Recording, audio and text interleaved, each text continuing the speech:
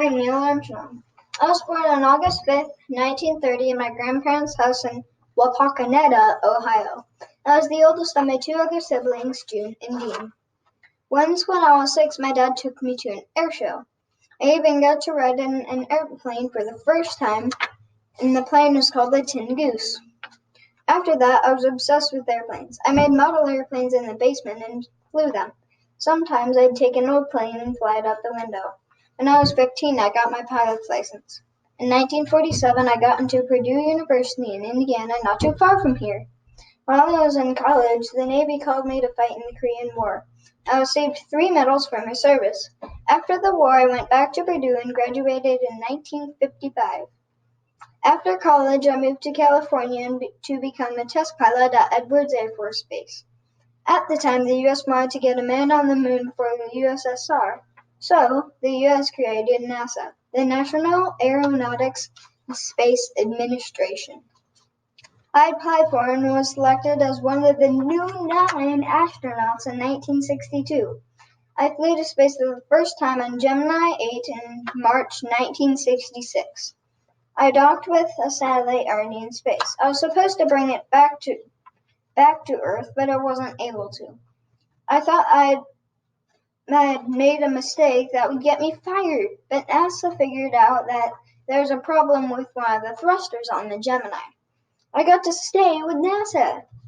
I had many other missions at NASA. Some worked, some didn't. The most important thing that I did with NASA went down on history. On July 20th, 1969, Apollo 11 was launched. So this is a model of Apollo 11. This is a lander that flies, and then this comes off to redock with the main thing that'll come back to Earth. And our mission was to put the first man on the moon, which was me. I was chosen because they would need me to pilot the whole mission, and I had a lot of experience. No one knew if it would work. It did. On July 23rd, 1969, I stepped onto the moon's surface and said these words. One small step for man, one giant leap for mankind.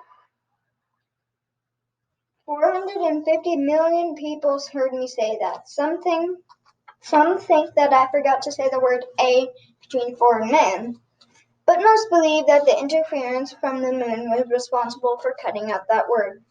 I thought the moon was a magnificent sight to see. After we landed, we were treated like heroes, but I didn't really like attention though, so I left NASA in 1970 to live a quieter, calmer life. I bought a farm and became a professor at a college in Ohio.